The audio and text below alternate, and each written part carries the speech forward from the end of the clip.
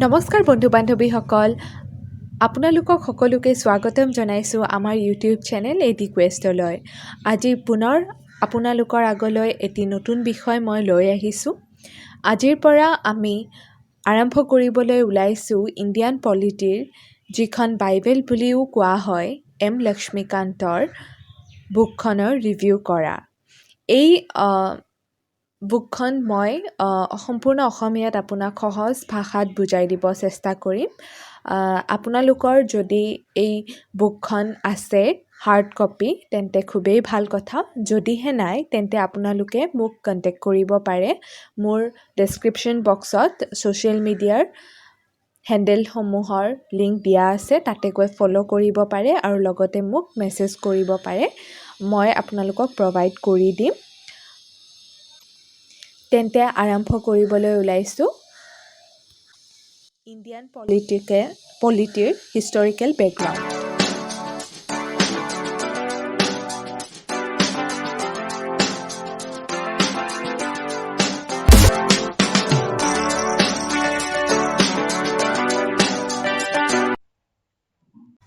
আজি আমি আলোচনা কৰিম ইণ্ডিয়ান পলিটিৰ হিষ্টৰিকেল বেকগ্ৰাউণ্ডৰ প্ৰথম চেপ্টাৰটো। প্ৰথম চেপ্টাৰটোৰ প্ৰথম এক্টখন হৈছে ৰেগুলেটিং এক্ট 1773। এইখিনি আৰম্ভ কৰাৰ আগতে মই আপোনালোকক এটা অভাৰভিউ দিব খোজোঁ, কিদৰে ব্ৰিটিছসকল আমাৰ ইণ্ডিয়াত প্ৰথমবাৰ আহিছিলে, কি কৰিব আহিছিলে, সকলোবোৰ কথা মই অকণমান কম সময়ৰ ভিতৰতে আপোনালোকক বুজাই দিব চেষ্টা কৰিম। তেতিয়া আগলৈ আপোনালোকৰ সুবিধা হ'ব বেকগ্ৰাউণ্ডখিনি জানিলে।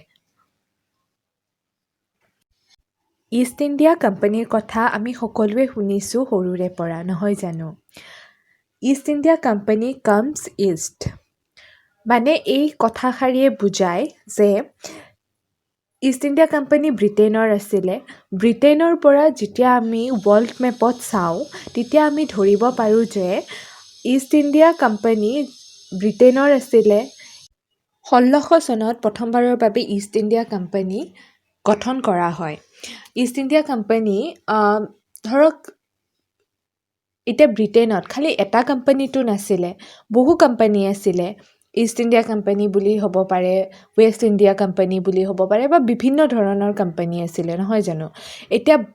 যেতিয়া বহুকেইটা কোম্পানী একে ঠাইতে বিজনেছ কৰিবলৈ আহিব তেতিয়া অট'মেটিকলি তাৰে প্ৰফিট কমি যাব, কাৰণ প্ৰফিটবোৰ সকলোতে অলপকৈ ভাগ হৈ যাব। তেতিয়া অকলে বস্তুটো এজনৰ তাতে নাযাব, নহয় জানো? সেইকাৰণে তেতিয়া ইষ্ট ইণ্ডিয়া কোম্পানী নামৰ কোম্পানীটোৱে কুইন এলিজাবেথ I ওচৰত যায় আৰু গৈ চাৰ্টাৰ মানে হৈছে আপোনালোকে সহজ ভাষাত বুজাব গ'লে এটা পাৰ্মিশ্যনটো বিচাৰিছিলে যে ইষ্ট ইণ্ডিয়া কোম্পানীয়ে অকলে আহি ইষ্টত ট্ৰেড কৰিব পাৰে যেন।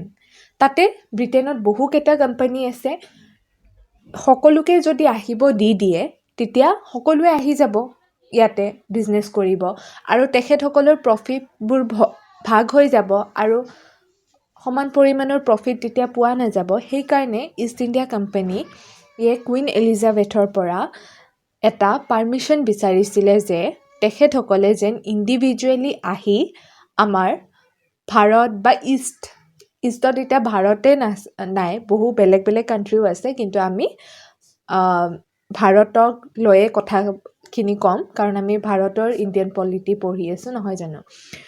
চ' তেনেকৈ আহিছিলে। অহাৰ পিছত তেতিয়া কুইন এলিজাবেথে তেওঁলোকক পাৰ্মিশ্যন দি দিয়ে যে তেখেতসকলে ইণ্ডিভিজুৱেলি ট্ৰেড কৰিবৰ কাৰণে আহিব পাৰিব। কিন্তু এইখিনিতে কথাটো হ'ল খালি এখনে কাণ্ট্ৰিটো নাই, আৰু বহুত কাণ্ট্ৰি আছে যোনে আমাৰ ইণ্ডিয়াৰ লগত ট্ৰেডিং কৰিব আহিব পাৰে। ইষ্ট ইণ্ডিয়া কোম্পানীয়ে কুইন এলিজাবেথৰ পৰা পাৰ্মিশ্যন বিচাৰিছিলে যে কোনো ইংলিছ কোম্পানী যেন তেখেতসকলৰ বাদে ইয়ালৈ নাহে। কিন্তু বাকীবোৰ কাণ্ট্ৰি, বাকী ইউৰোপিয়ান কাণ্ট্ৰিবোৰতো আছিলে যোনে ইণ্টাৰেষ্টেড হ'ব পাৰে। তাতে ইংলেণ্ডৰ দলে আৰু বেলেগ বেলেগ ইউৰোপিয়ান কাণ্ট্ৰিবোৰো আছিলে, যেনে ফ্ৰেন্স, ডেনমাৰ্ক, পৰ্তুগাল, বহুতবোৰ কাণ্ট্ৰি আছিলে যোনে ইণ্টাৰেষ্টেড আছিলে ইণ্ডিয়াৰ লগত ট্ৰেড কৰাৰ কাৰণে। এতিয়া ইষ্ট ইণ্ডিয়া কোম্পানী আহি গৈ তেখেতসকলে দেখিলে যে তেখেতসকলে যোনটো ইণ্ডিভিজুৱেল পাৱাৰ এটা কুইন এলিজাবেথৰ পৰা বিচাৰিছিলে, সেইটোতো ইণ্টাৰনেল কম্পিটিশ্যনখিনিহে কমালে, কিন্তু এক্সটাৰ্নেলখিনিতো নকমালে। বেলেগ কাণ্ট্ৰিৰ পৰাও ইণ্ডিয়াত বহুতে ট্ৰেডিং কৰিব আহিছিলে। আমি সকলোৱে জানো ভাস্কো দা গামা, যোনে প্ৰথমবাৰৰ কাৰণে ৰুটটো ডিস্কভাৰ কৰিছিলে, কেনেকৈ আহিব লাগে। সাগৰেৰে আহিছিলে তেখেতে গোৱাত ফাৰ্ষ্ট আহিছিলে।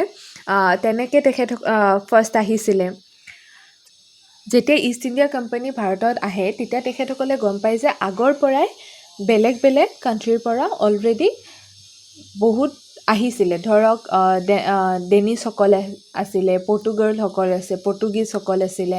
চ' তেনেকৈ বহুত লোক আহি অলৰেডি ট্ৰেডিং কৰি আছিলে। চ' কম্পিটিশ্যন ফেচ কৰিব লগা হ'ল ইষ্ট ইণ্ডিয়া কোম্পানীৰ।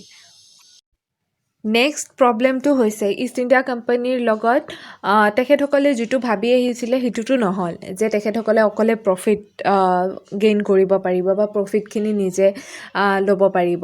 কাৰণ পৰ্তুগালসকলো আছিলে, ডেনমাৰ্কৰ আছিলে, ফ্ৰেন্সৰ আছিলে, সকলো আছিলে, তেনেকৈ চলি আছিলে।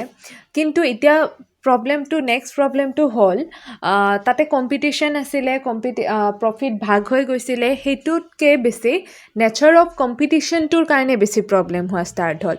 নেচাৰ অফ কম্পিটিশ্যন মানে হৈছে আপুনি ধৰক মই যিটো বস্তু কিনিব খুজিছোঁ, আপুনিও যদি সেইটো বস্তুৱে কিনিব খোজে, তেতিয়াৰ পৰা প্ৰব্লেম ষ্টাৰ্ট হ'ব ন। চ' তেনেকুৱা হোৱা ষ্টাৰ্ট হৈছিলে যে তেখেতসকলক ছেইম বস্তুৱে লাগিছিলে। যদি ফ্ৰেন্সে কিবা এটা বস্তু কিনিব গৈছে, তেনেহ'লে ইষ্ট ইণ্ডিয়া কোম্পানীও কৈছে আমাকো সেই বস্তুটোৱে লাগিব। আৰু সেইটোৰ কাৰণে তেখেতসকলৰ প্ৰব্লেমছবিলাক বেছি বাঢ়ি যাব ধৰিলে লাহে লাহে। এতিয়া এইখিনিতে আমি এটা ইকনমিক্সৰ এটা ফৰ্মুলা আমি বুজিব লাগিব, ডিমাণ্ড এণ্ড প্ৰাইজৰ। এতিয়া যেতিয়া কম্পিটিশ্যন বেছি হয়, যেতিয়া কোনো এটা বস্তু আমাক সকলোকে লগা হয়, তেতিয়া তাৰ অট'মেটিকলি ডিমাণ্ড বাঢ়ি যায়। আৰু ডিমাণ্ড বাঢ়াৰ লগে লগে প্ৰাইজো বাঢ়ি যায়। আৰু তাৰ লগতে পিছত প্ৰফিট কমি যাব ধৰে। কাৰণ কম্পিটিশ্যন বেছি হ'ল, সেইকাৰণে ডিমাণ্ড বেছি হ'ল বস্তুটোৰ। ডিমাণ্ড বেছি হোৱাৰ কাৰণে প্ৰাইজো বাঢ়ি যাব, কাৰণ সকলোকে বস্তুটো দিব লগা হ'ব। সেইকাৰণে একদম কম প্ৰাইজত ৰাখিলেতো সকলোৱে এফৰ্ড কৰিব পাৰিব, নহয় জানো। লগে লগে ডিমাণ্ড বাঢ়িব, ডিমাণ্ড বাঢ়াৰ লগে লগে প্ৰাইজো বাঢ়ি যাব। আৰু প্ৰাইজ বাঢ়াৰ লগে লগে বহুত প্ৰাইজত যদি বস্তুটো কিনিব লগা হয়, তেখেতসকলে যেতিয়া আকৌ বেচিব যাব, তেতিয়া ইমান বেছি মাৰ্জিন নাথাকে, অট'মেটিকলি প্ৰফিট কমি যায়। ইয়াৰ ফলত কি হৈছিলে, এতিয়া বিভিন্ন কোম্পানীবোৰৰ মাজত এতিয়া ৰাইভেৰী ষ্টাৰ্ট হৈ গৈছিলে। ধৰক অপজিট ছাইডক কেনেকৈ মানে দমন কৰিব পৰা যায়, সেইকাৰণে যুদ্ধ লাগিছিলে তেখেতসকলৰ মাজত।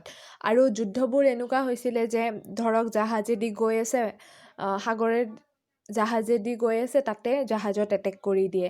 এটেক কৰি দিয়াৰ লগে লগে জাহাজৰ বস্তুবিলাক ডুবি যায় বা লৈ আহে বা তেনেকৈ মানে তেখেতসকলে যুদ্ধ কৰা ষ্টাৰ্ট কৰিছিলে।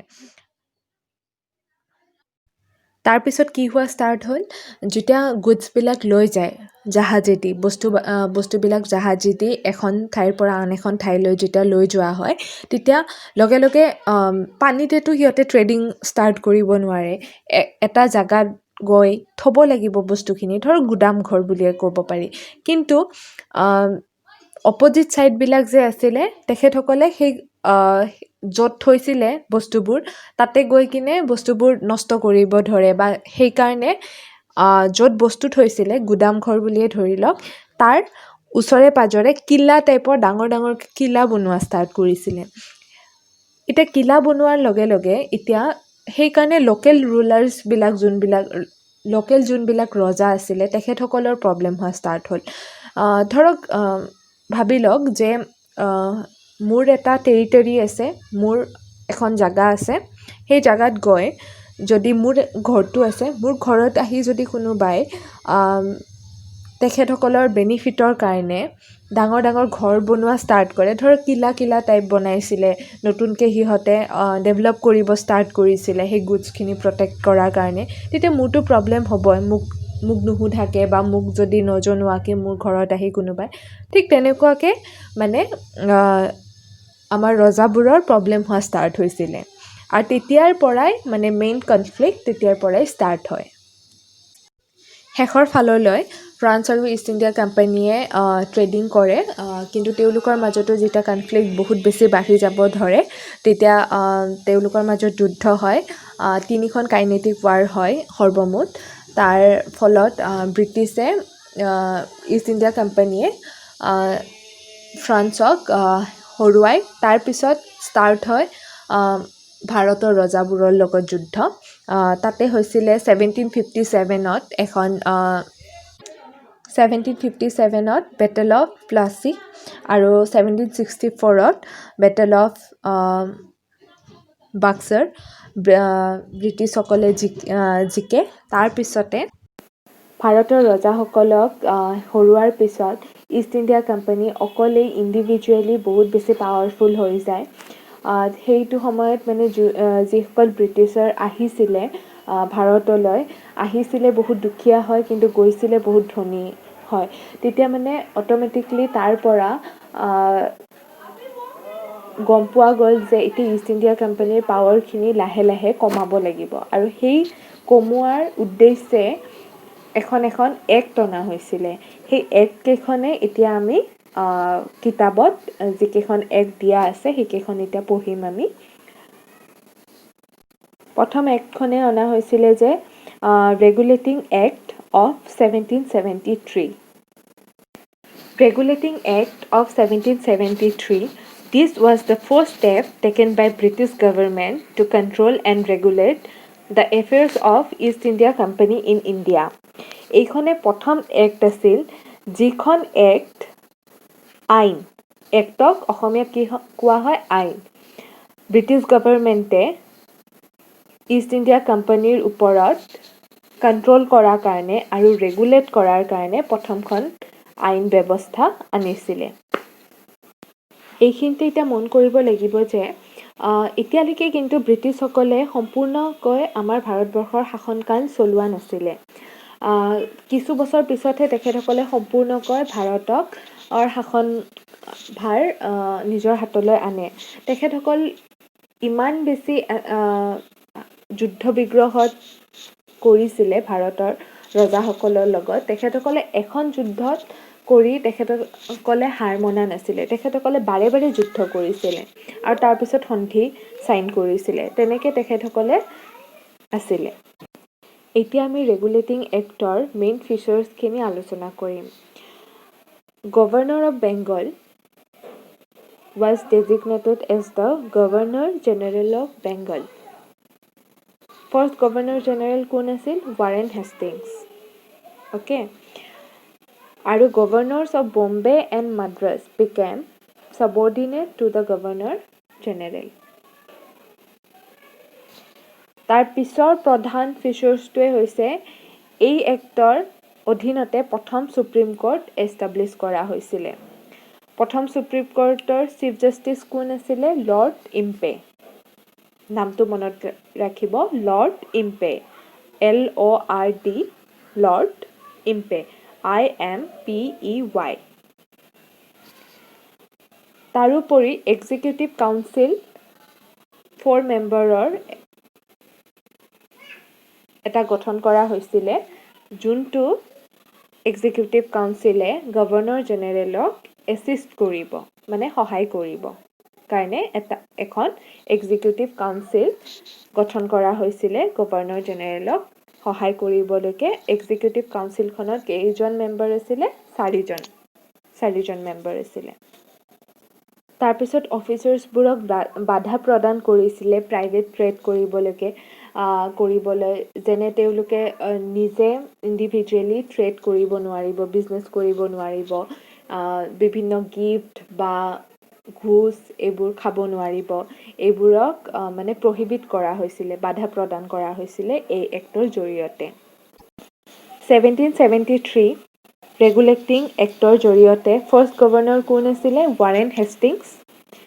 সুপ্ৰিম কোৰ্ট কেলকাতাত এষ্টাব্লিছ কৰা হৈছিলে। তাতে ওৱান চিফ জাষ্টিছ আছিলে। চিফ জাষ্টিছজনৰ নাম আছিলে Lord Impey, LORDIMPEY, Lord Impey, আৰু আদাৰ 3 জাজেছ আছিলে। One chief justice and other 3 জাজেছক মিলাই এখন কমিটি কাউন্সিল এটা গঠন কৰা হৈছিলে, এক্সিকিউটিভ কাউন্সিল বুলি কোৱা হয়।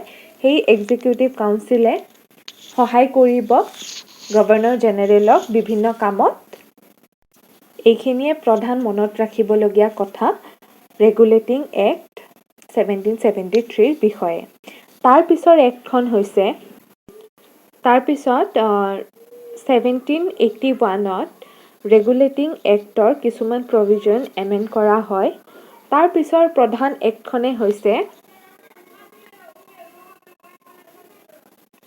পিটছ ইণ্ডিয়া এক্ট 1784। এই এক্টখনৰ প্ৰধান ফিচাৰ্ছখিনি হৈছে এতিয়াৰ পৰা পলিটিকেল আৰু কমাৰ্চিয়েল ফাংচনছখিনি বেলেগ বেলেগকৈ কৰা হ'ব। আগতে একেলগে কৰা হৈছিলে, কিন্তু পলিটিকেল আৰু কমাৰ্চিয়েল ফাংচনছখিনি পিটছ ইণ্ডিয়া এক্টৰ পিছত এক্টখনৰ জৰিয়তে অনা হৈছে যে বেলেগ বেলেগকৈ কৰা হ'ব। কমাৰ্চিয়েল এফেয়াৰ্ছ মেনেজ কৰিব কৰ্ট অফ ডাইৰেক্টৰ্ছে, আৰু পলিটিকেল এফেয়াৰ্ছ কণ্ট্ৰল কৰিব বৰ্ড অফ কণ্ট্ৰলে। বৰ্ড অফ কণ্ট্ৰল নিউলি গঠন কৰা হৈছিলে। নতুনকৈ বৰ্ড অফ কণ্ট্ৰল গঠন কৰা হৈছিলে, কিন্তু কৰ্ট অফ ডাইৰেক্টৰ্ছ আগৰ পৰাই আছিলে। কৰ্ট অফ ডাইৰেক্টৰ্ছে কাক মেনেজ কৰিব? কমাৰ্চিয়েল এফেয়াৰ্ছক। ট্ৰেড হওক, এইবোৰ কমাৰ্চিয়েল এফেয়াৰ্ছক কণ্ট্ৰল কৰিব কৰ্ট অফ ডাইৰেক্টৰ্ছে, আৰু পলিটিকেল এফেয়াৰ্ছক কণ্ট্ৰল কৰিব board of control. Board of control নতুনকৈ গঠন কৰা হৈছিলে। ৰেগুলেটিং এক্ট 1773 জৰিয়তে যিখন এক্সিকিউটিভ কাউন্সিল গঠন কৰা হৈছিলে 4জন মেম্বাৰৰ, সেই 4জন মেম্বাৰক এতিয়া এজন তাৰ পৰা গুচাই এতিয়া 3 মেম্বাৰৰ এক্সিকিউটিভ কাউন্সিল থাকিব অনলি। এই এক্টসমূহ কিহৰ কাৰণে অনা হৈছিলে? আগতে আলোচনা কৰাৰ জৰিয়তে আমি জানিব পাৰিছিলোঁ যে এই এক্টৰ জৰিয়তে ইষ্ট ইণ্ডিয়া কোম্পানীৰ পাৱাৰ কমাবৰ কাৰণে ব্ৰিটিছ গভৰ্ণমেণ্টে এই এক্টসমূহ আনিছিলে।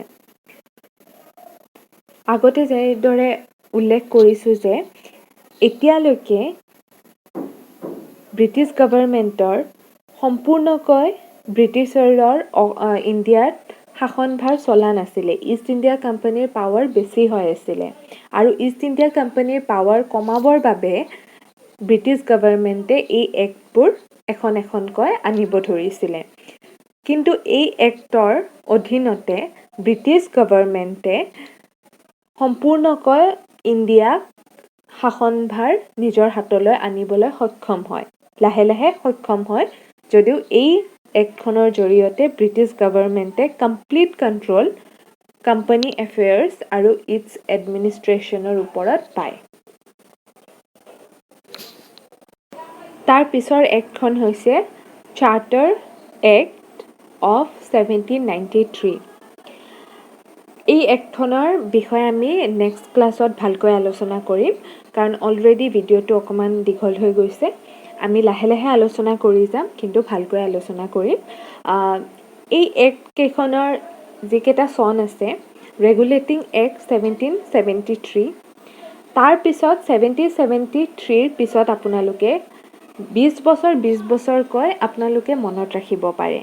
ধৰক 1793, তাৰপিছত আহিব 1813, তাৰপিছত আহিব 1833, তেনেকৈ। তাৰ মাজতে পিটছ ইণ্ডিয়া এক্ট এখন আহিব, যোনখন 1784ত আহিব। সেইখিনি মনত ৰাখিলে বাকীখিনি এক্ট 20 বছৰকৈ আপোনালোকে মনত ৰাখিলে সোনকালে মনত ৰাখিব পাৰিব। আশা কৰোঁ এই ভিডিঅ'টিৰ জৰিয়তে আপোনালোক সকলোৱে উপকৃত হ'ব। যদিহে ভিডিঅ'টি চাই ভাল পাইছে তেন্তে লাইক আৰু ছাবস্ক্ৰাইব বাটনটো প্ৰেছ কৰি থ'ব, যাতে পৰৱৰ্তী সময়ত আহিবলগীয়া সকলো ভিডিঅ'ৰ ন'টিফিকেশ্যন আপোনালোকে সময়মতে লাভ কৰিব পাৰে। আমাৰ তলত এই ভিডিঅ'টিৰ ডেছক্ৰিপশ্যন বক্সত ইনষ্টাগ্ৰাম, ফেচবুক আৰু টুইটাৰৰ লিংকসমূহ দি থোৱা হৈছে, যাৰ জৰিয়তে আপোনালোকে আমাক ফ'ল' কৰাৰ লগতে আপোনালোকৰ বিভিন্ন মতামত আৰু পৰৱৰ্তী সময়ত আপোনালোকে কেনেকুৱা ভিডিঅ' চাব খোজে সকলোবোৰ কথা লিখি আমাক প্ৰেৰণ কৰিব পাৰিব, লগতে আমাৰ লগত কথাও পাতিব পাৰিব। আশা কৰোঁ সকলোৱে ভালেই থাকিব। পুনৰ এটি নতুন ভিডিঅ'ৰ জৰিয়তে আকৌ লগ পোৱাৰ প্ৰতিশ্ৰুতিৰে আজি আহিছোঁ।